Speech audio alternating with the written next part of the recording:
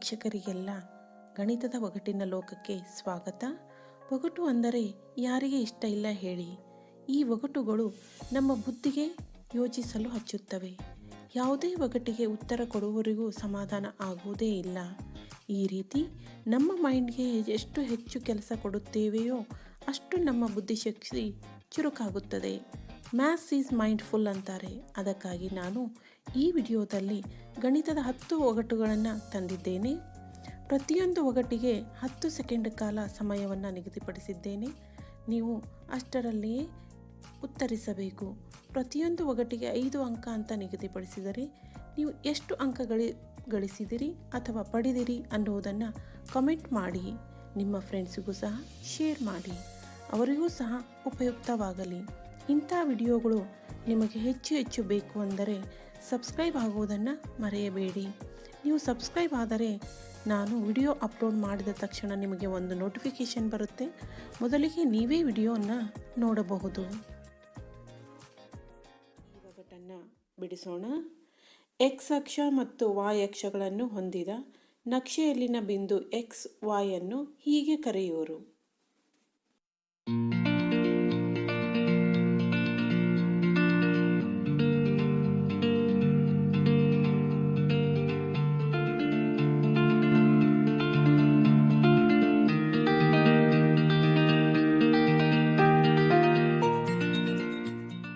ಜಾಣರಾಗಿದ್ದರೆ ಈ ಒಗಟನ್ನು ಬಿಡಿಸಿ. ವರ್ಗ ಸಮೀಕರಣದಲ್ಲಿ ಮೂಲಗಳ ಸ್ವಭಾವವನ್ನು ಪತ್ತೆ ಹಚ್ಚುವುದಕ್ಕೆ ನನಗೊಂದು ಹೆಸರಿದೆ, ಅದನ್ನು ಹೇಳುವಿರಾ ನೀವು?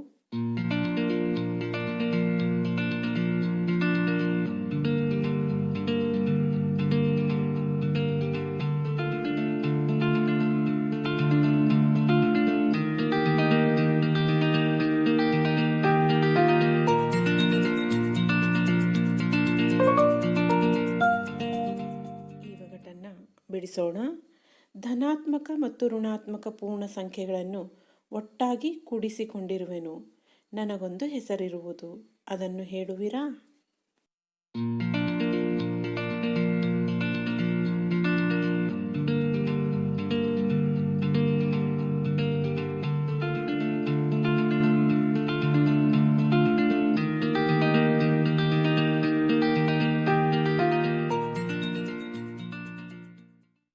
ಈ ಒಗಟನ್ನು ನೋಡಿ. 2 ಕೋನಗಳನ್ನು ಕೂಡಿಸಿದಾಗ 90 ಡಿಗ್ರಿ ಆಗುವೆನು ನಾನು. ಹಾಗಿದ್ದರೆ ನನ್ನ ಹೆಸರು ಹೇಳುವಿರಾ?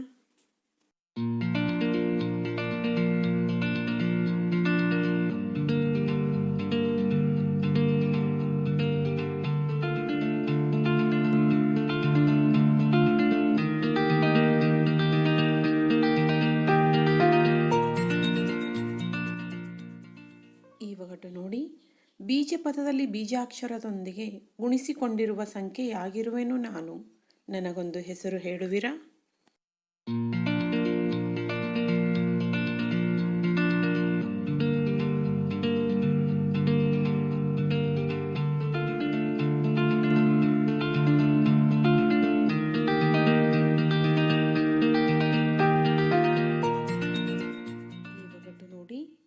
ಎಕ್ಸ್ ಅಕ್ಷ ಮತ್ತು ವಾಯ್ ಅಕ್ಷಗಳು ಲಂಬವಾಗಿ ಛೇದಿಸಿದಾಗ 4 ಭಾಗಗಳಾಗಿ ನಾನು ಉಂಟಾಗುವೆನು. ಊಹಿಸಿ, ನನ್ನ ಹೆಸರನ್ನು ಹೇಳಿ.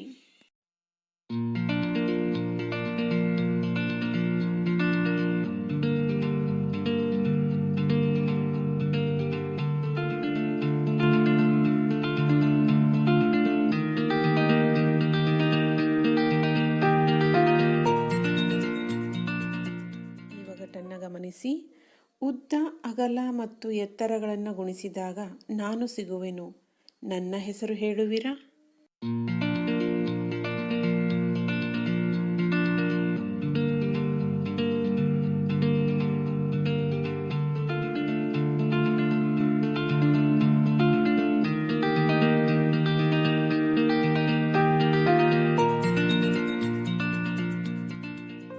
ನಾನು 1 ಮತ್ತು ಅದೇ ಸಂಖ್ಯೆಯಿಂದ ಮಾತ್ರ ಭಾಗ ಹೋಗುವೆನು, ನಾನಾರೆಂದು ಊಹಿಸುವಿರಾ?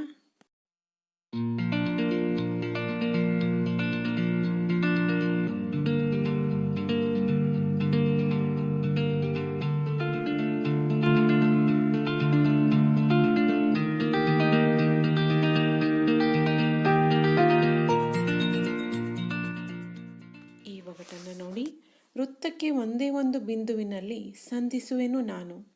ನನ್ನ ರೇಖೆಗೆ ಒಂದು ಹೆಸರು ನೀಡುವಿರಾ?